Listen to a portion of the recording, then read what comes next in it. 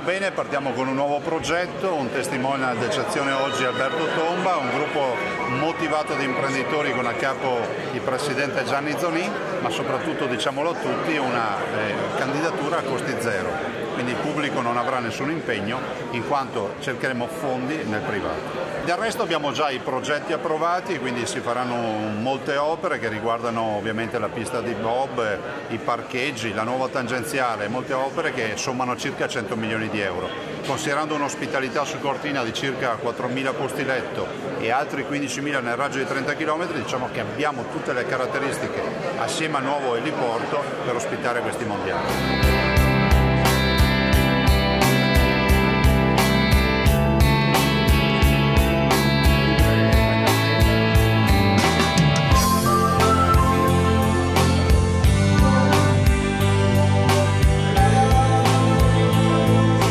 La candidatura costa circa 400-500 mila euro, naturalmente dipende sempre dal tipo di attività che si vogliono fare, quasi tutta completamente comunque autofinanziata. Mentre un mondiale c'è una forchetta che vale tra i 30 e i 50 milioni di euro, ma nel momento in cui vengono assegnati la quasi totalità di questi soldi viene concessa dalla federazione internazionale, quindi attraverso dei pagamenti periodici che consentono di avere già una base molto solida. Poi naturalmente la località deve fare il resto, quello che manca, ma non chiediamo soldi pubblici, non chiediamo diciamo finanziamenti al governo per poter fare il mondiale.